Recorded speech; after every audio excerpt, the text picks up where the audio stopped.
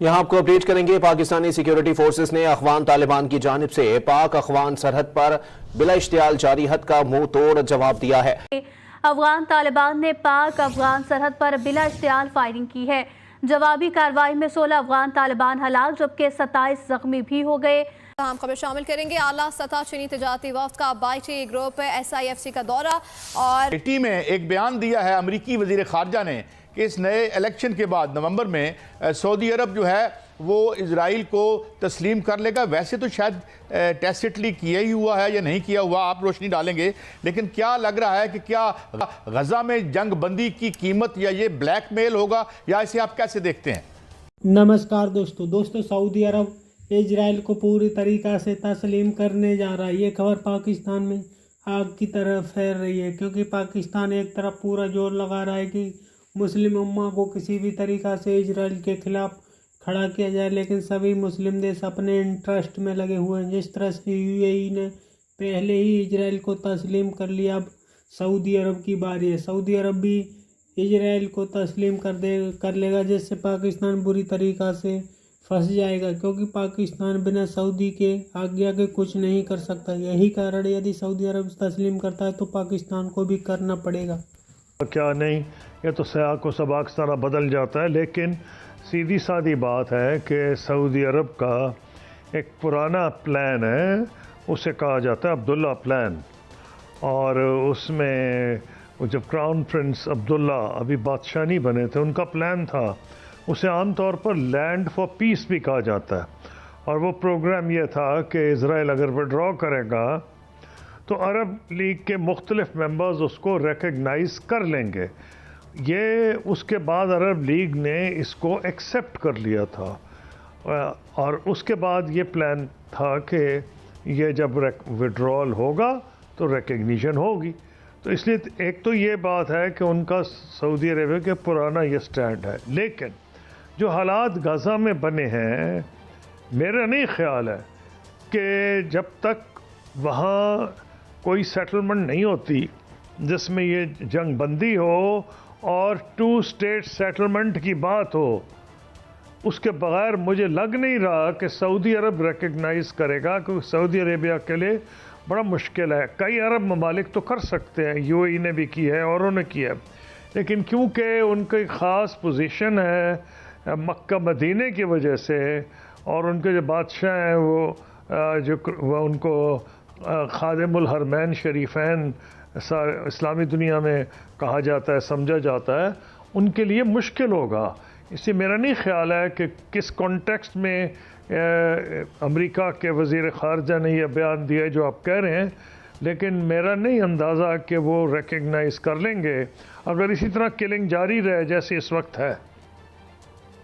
Sorry صاحب، اگر امریکی عہدیدار تو کہہ رہے ہیں کہ سعودی عرب نے یہ یقین دہانی کرائی ہے، اور یہ بھی کہہ رہے ہیں کہ نئے امریکی صدر آنے تک یہ حالات معمول پر آ جائیں گے اور سعودی عرب اور اسرائیل کے تعلقات بہتر ہو جائیں گے، اگر ایسا ہو جاتا ہے تو پاکستان کہاں کھڑا ہے؟ اور کیونکہ ہمارے تو معاشی مسائل بھی بہت زیادہ ہیں اور سعودی عرب کے ساتھ تعلقات بھی ہیں۔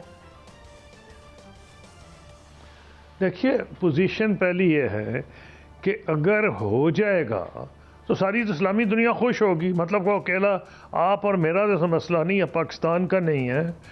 مسئلہ یہ رہا ہے کہ اسلامی دنیا ساری کہہ رہی ہے کہ یہ بربریت اسرائیل بند کرے اور یہ ایک لانگ ٹرم سلوشن کی طرف جائیں، تو لانگ ٹرم سلوشن تو یہی ہوگا نا کہ کوئی 2 اسٹیٹ سلوشن کی طرف بات تو نظر آئے نا۔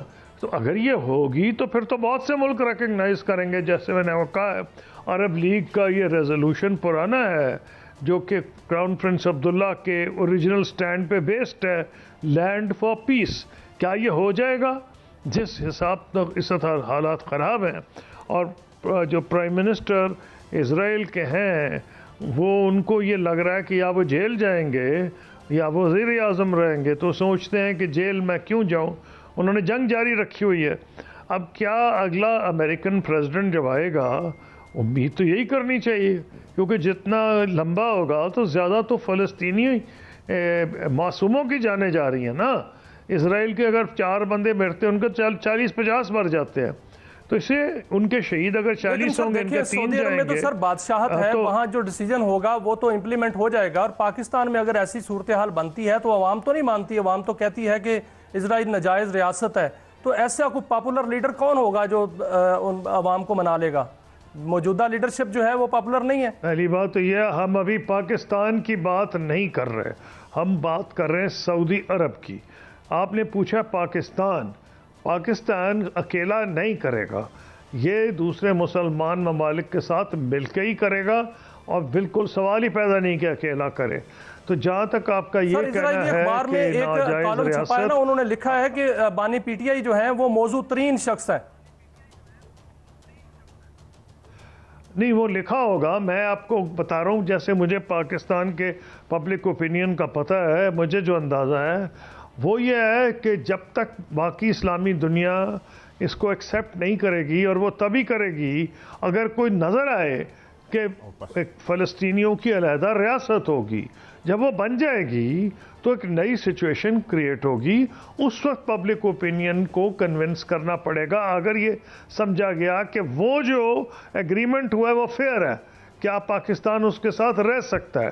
پاکستان کی پوزیشن شروع سے یہ رہی ہے کہ بلکہ جب میں وزیر خارجہ تھا تو ترکی میں پریزیڈنٹ اردوغان نے، ان کی وساطت سے ایک میٹنگ ہوئی تھی میری ترکی میں، اور وہاں استنبول میں ہوئی تھی، جہاں ڈپٹی پرائم منسٹر اسرائیل کے آئے تھے، اور ان کا یہ خیال تھا کہ ہم ان کو ریکگنائز کریں گے. ہمارا مقصد بڑا کلیئر تھا کہ اس وقت پرائم منسٹر ایریل شارون نے غزہ سے وڈرا کیا تھا، یہ 2004 کی بات ہے.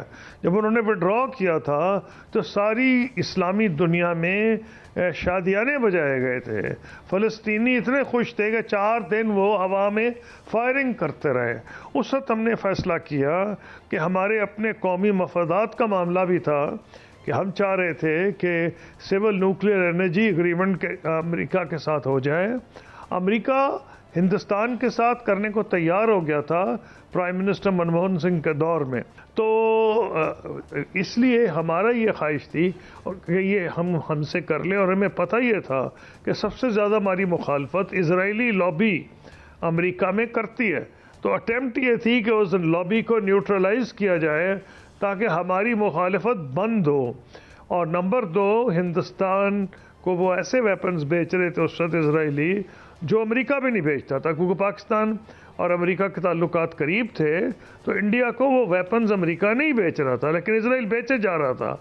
تو ہمارا مقصد یہ تھا کہ ایک قسم کی ان کو ویلڈ وارننگ کہہ لیں کہ بھئی آگے آپے سے زیادہ باہر نہ ہو. اچھا قصوری صاحب، میں معافی چاہتا ہوں انٹرجیکشن کے لیے. ایک اہم چیز آپ سے، آپ وزیر خارجہ رہے ہیں اور ڈپلومیسی آپ کا خاص سبجیکٹ ہے. ایک میں چاہوں گا ایک بیان آج وزیر خارجہ صاحب کا، جو حالیہ وزیر خارجہ بھی ہیں اور وہ ڈیپٹی پرائم منسٹر بھی ہیں، کیا آپ یہ سمجھتے ہیں کہ یہ ڈومین ان کی ڈیپٹی پرائم منسٹر کے طور پر انہوں نے آج تنقید کی ہے اور آئی ایم ایف کو الج کیا ہے کہ وہ ہمیں پی ڈی ایم کو ڈیفالٹ کروانا چاہتا ہے؟ اس پہ آپ کیسے ریئیکٹ کریں گے اس نازک صورتحال میں؟ میں نے یہ تجربے سے دیکھ لیا ہے کہ پاکستان کو جو اس وقت جس نہج پہ ہم پہنچ گئے ہیں وہ اس لیے ہیں کہ کوئی رسپانسبل سیاسی ڈسکشن اس ملک میں پاسبل ہی نہیں. اوکے، میں ایک اور ایشو کی طرف آتا ہوں، اسی واپس چلتے ہیں. ابھی تک ایران خاموش ہے. یہ جو کاوشیں اگر ہو رہی ہیں اس ریپروچ میں کی، اور ایران کوئی اٹیک کر دیتا ہے، تو یہ کیا ایکویشن اور کمپلیکس نہیں ہو جائے گی؟ کیونکہ ابھی کہا تو جا رہا ہے کہ ایران بدلہ لے گا. دیکھیے، پہلی بات تو یہ ہے کہ ایران کے اوپر بہت انہوں نے زیادتی کی کہ ان کے گیسٹ تھے اور تہران میں مارا، جس کے اوپر ان کے جو رہبر ہیں انہوں نے کہا بدلہ لیں گے. اب سوال یہ ہے کہ ٹائم اور چوزنگ ان کی اپنی مرضی کی ہوگی. اب لوگ یہ توقع کر رہے ہیں کہ شاید جلدی ہوگا.